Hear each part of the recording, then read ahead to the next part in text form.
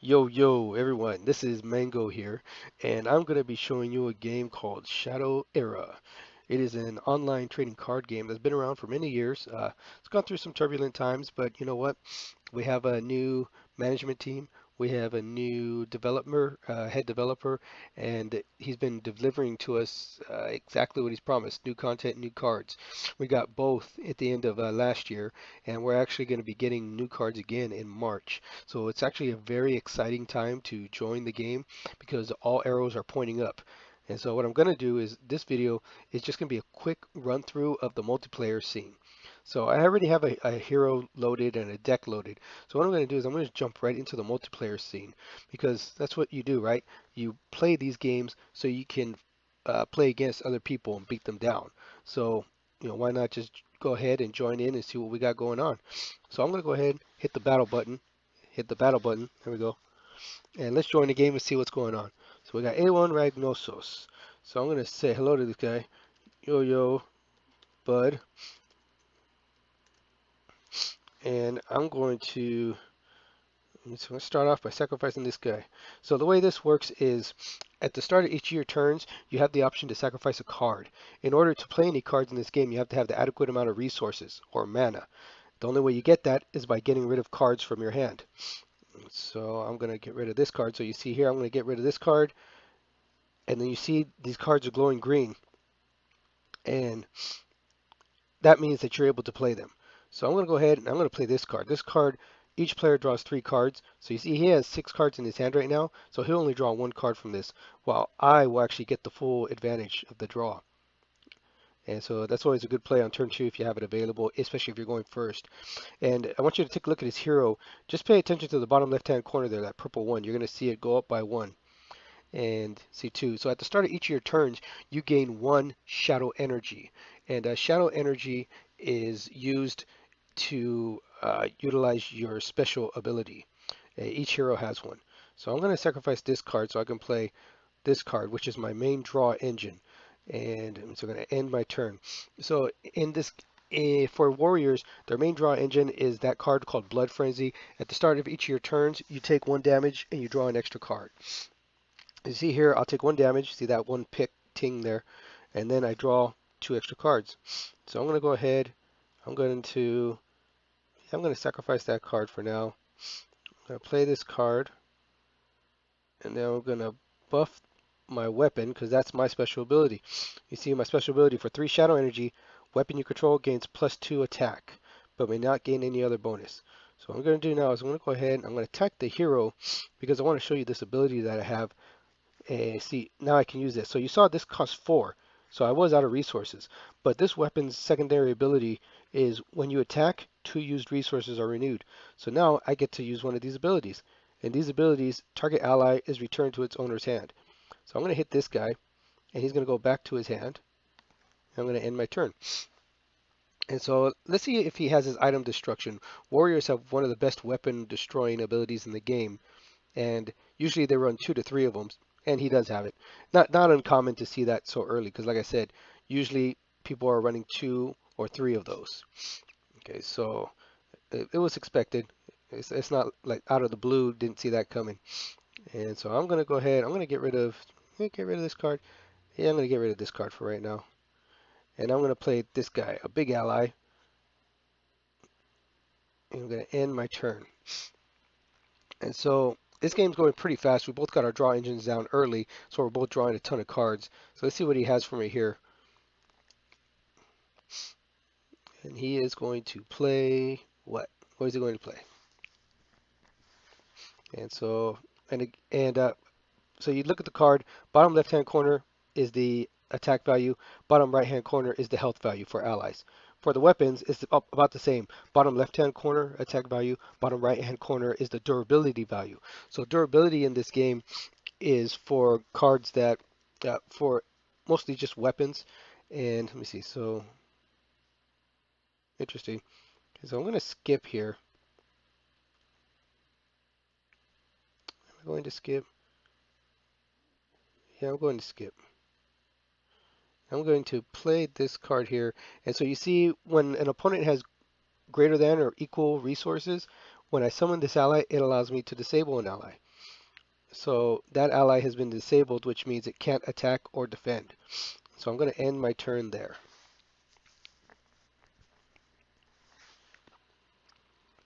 And so now it's his turn. Let's see what he has to play. I'm thinking he has an ally. This deck is a homunculus tribe ally, homunculus tribe deck, it seems.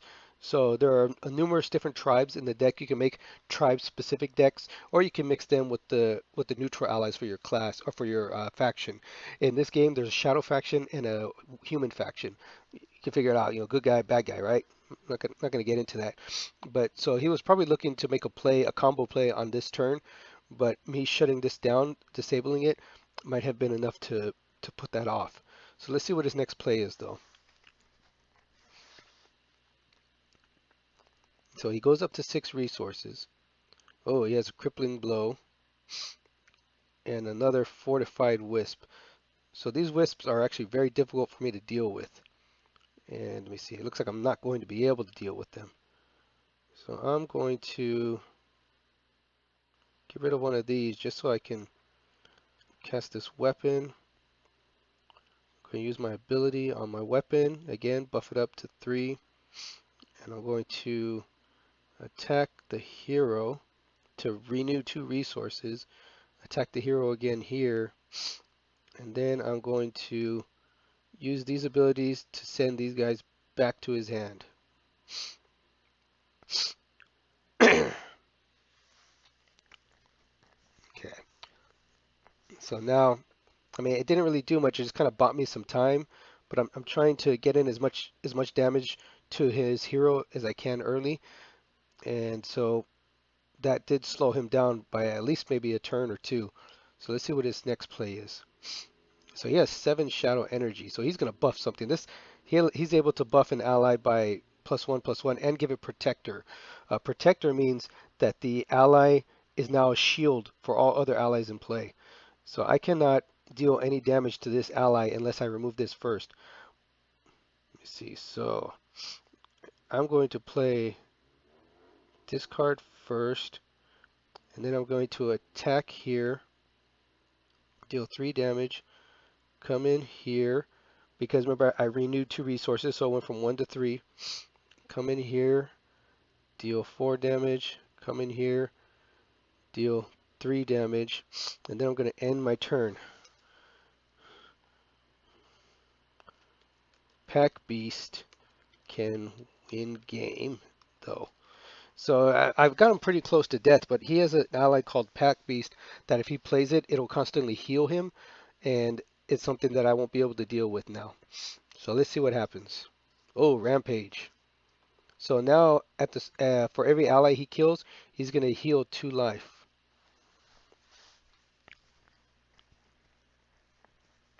So you see he went up to 6 health, and now he'll go up to 8 health.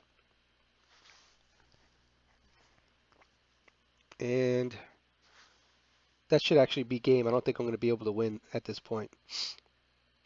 So let's see. Let's see. So I'm going to play. I'm going to skip this for now. Skip.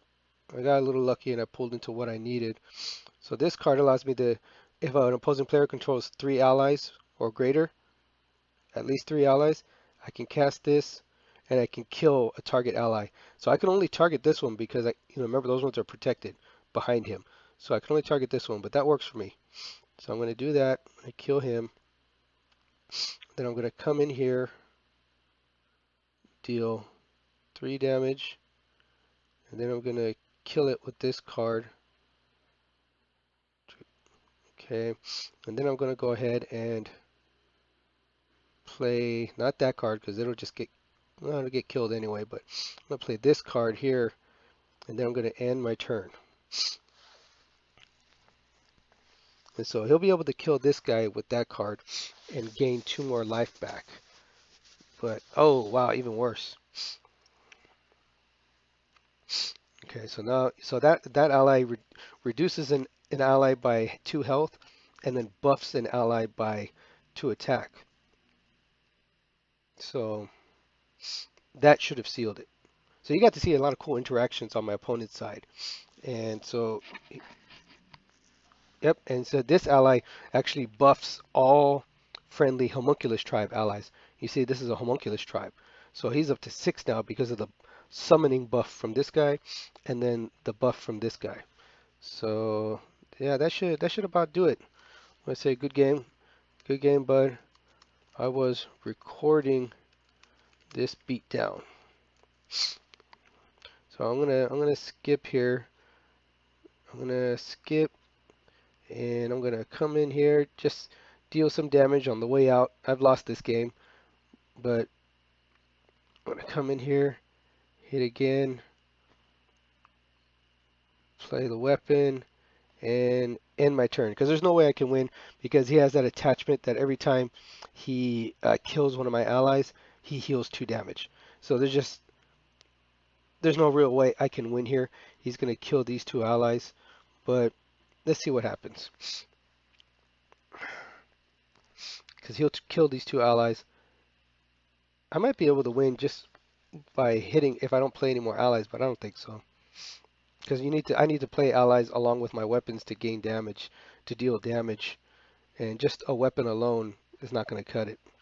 But let's see if I can try to squeak one by. Let me see. He's going to deal 4 damage to me here. Whew! He's going to deal 6 damage to me. It's cool. We have to keep watching the interactions, so maybe we'll just stay at it. And so, yeah, that's pretty rough. Ouch.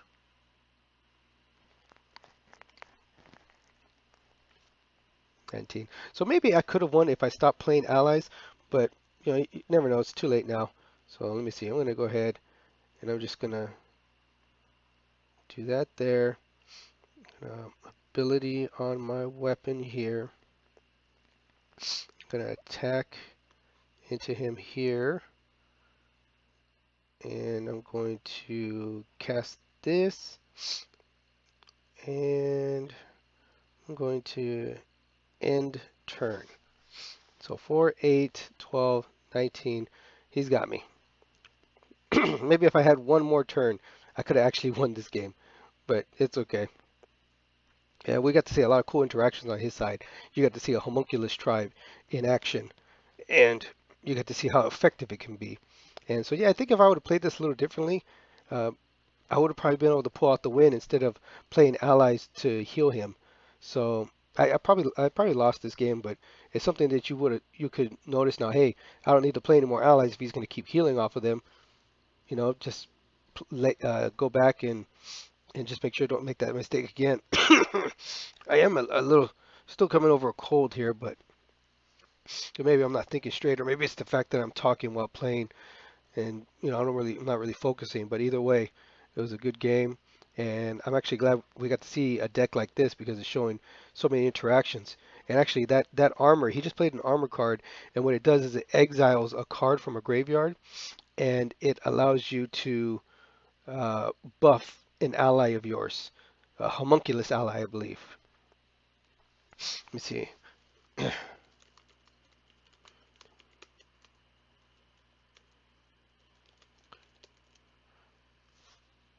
Okay, so, oh man, I'm blocking it. Let me see. Let me just put this away. So he exiled a card from the game, and hang on, show again. I want him to show that again.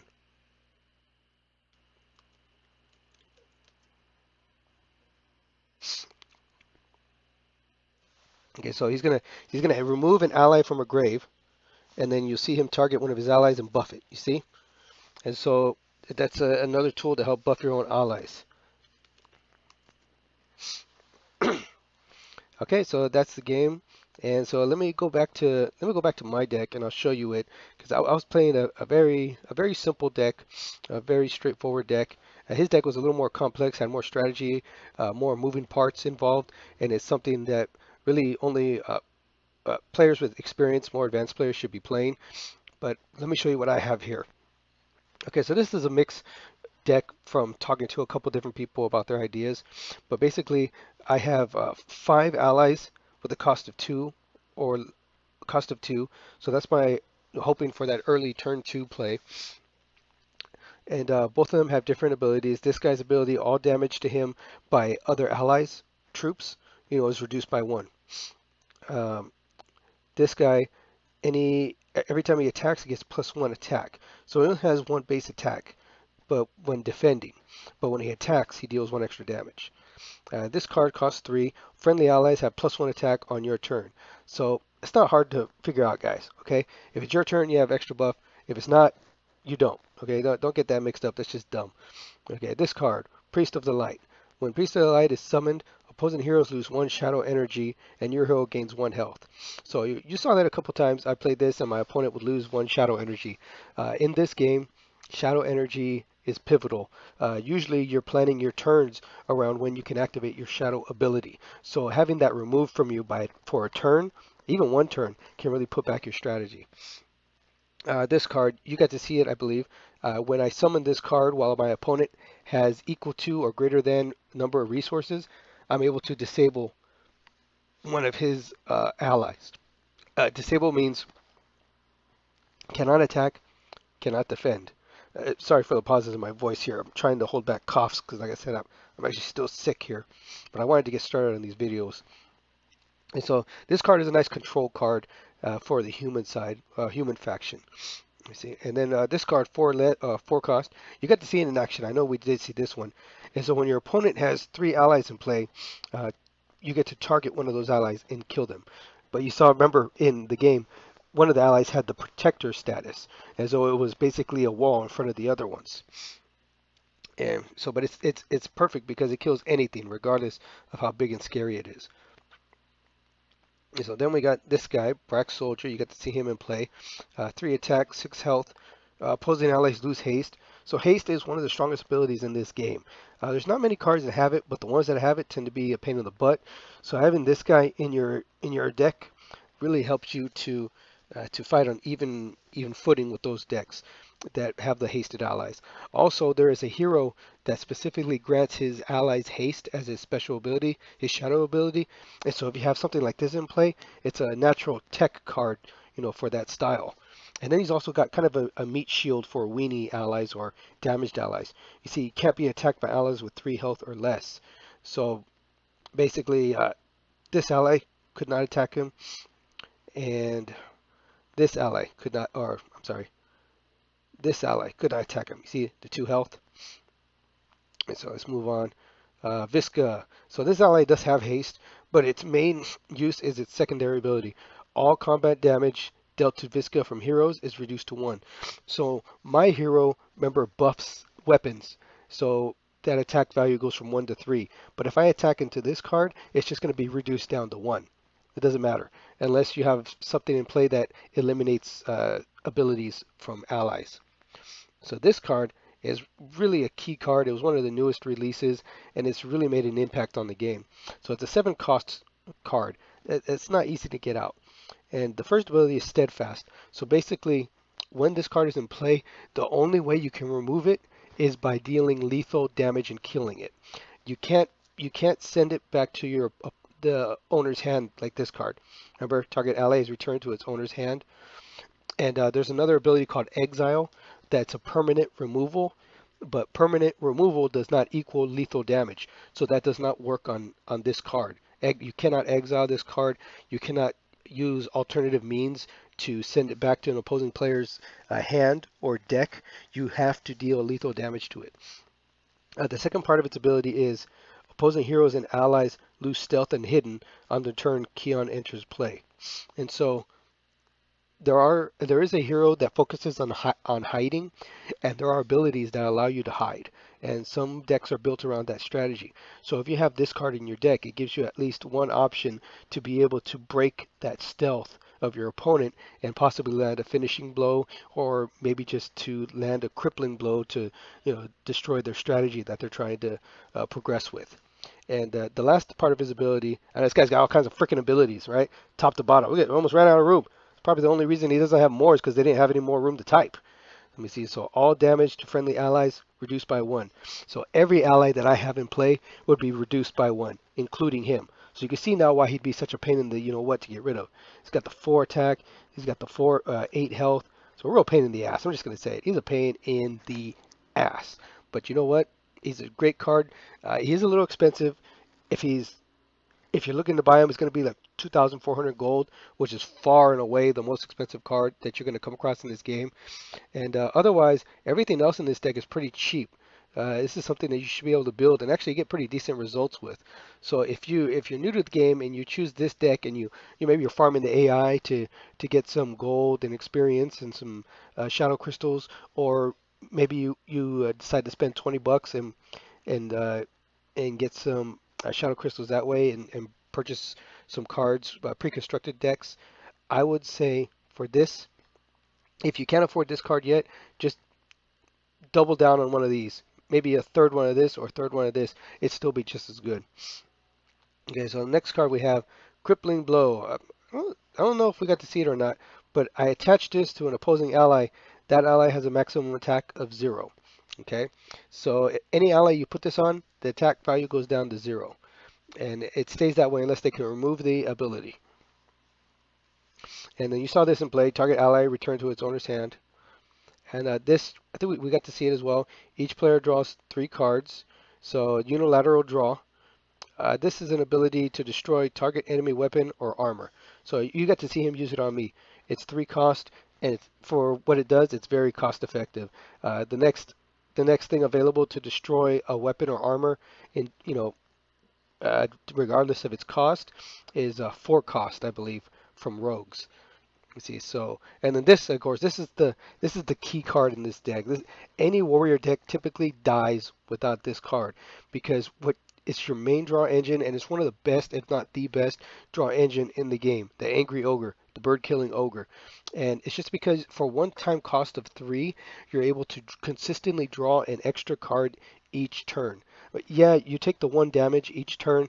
So a game over 10 turns, you're taking 7 damage if you played it turn 3. 15 turns, that's 12 damage. So it adds up. But over those 7 turns where you have this card in play, you're likely out-tempoing your opponent just because you're consistently drawing cards, whereas most other decks in this game, they have some obligations to meet in regards to the casting cost. For example, there's a rogue class item that allows you to draw cards each time you destroy a weapon or kill an ally of your opponent's. But you have to pay for it to get that out, and then you have to meet that obligation of destroying stuff. Whereas in this case, for 3 costs, you're just consistently drawing those cards. This is the main weapon of the deck, 4 cost. When you attack, 2 used resources are renewed. You saw that. So you play this for 4, you buff it, attack with it, and then maybe you can play this card next. And so, for 2. And so that's why this card works really well with Amber Rain, this hero, because basically you get to cast this for free, or to get to cast these 2 control cards for free, because you get that resource renewal from the weapon. So it's not resource acceleration, resource renewal is still really good, and sometimes you get to stick on maybe 5 or 6 resources because you're constantly able to renew those 2, so you don't have to sacrifice and you get to keep more cards in your hand. This is my secondary weapon, War Flail. So this combat damage from your hero can't be prevented by ally or armor abilities. My opponent actually had a couple of cards in play, if you remember them. Let's see. I'm going to go, I get to show you the deck builder we have here and all the options to help filter out things. So I'm going to ally, I'm going to homunculus, and I'm actually going to go to 4 cost because I know the cost of this card. So I'm going to 4 cost. Okay, and so you see, I only have 3 of these? What the hell? Okay, anyway, so my opponent was using this card. You see, all damage to Fortified Wisp is reduced by 2. So spell damage, physical damage, doesn't matter, reduced by 2. And then when this kills an opposing ally in combat, it gains 1 attack. So it only has 1 base attack, but that base attack would grow to 2, 3, 4, depending on the number of allies you kill. So this card, basically everything in my deck has a real hard time dealing with this. This is my only saving grace because combat damage can't be prevented. So when I buff this to 4, if I hit into this thing, I actually will kill it because the special ability of this weapon actually counters the special ability of that ally. So any ally with armor, this weapon will actually be able to kill. So it's a great weapon to have, great tool. Maybe I should have had 3. I might have been able to pull one when I needed it, but it's okay. It was still a good game, and we still got to see a lot on his end. So anyway, that's this deck. Real basic deck, standard deck. Nothing amazing about it. But if you played something like this or really close to this, you're going to have pretty decent results. I know I got beat down in that game, but it's okay because it was still a really close game. And if I would have played a little better, I probably would have won. But, what are you going to do? I'm sick, I'm stupid, and sometimes things just don't work out. But again, I'm glad you took a chance to watch this video, got to see some basic gameplay, and hopefully you'll join us. The game is growing, the game is expanding, the cards are expanding, there's new things on the horizon. It's a great time to jump in for something new if you're getting tired of any other trading card game, especially one that you want a little more strategy and thinking on, because this one, remember, with that resourcing system, you have to be really careful on your plays and what cards you get rid of because it could come back to bite you in the ass. All right, so until the next video, peace out.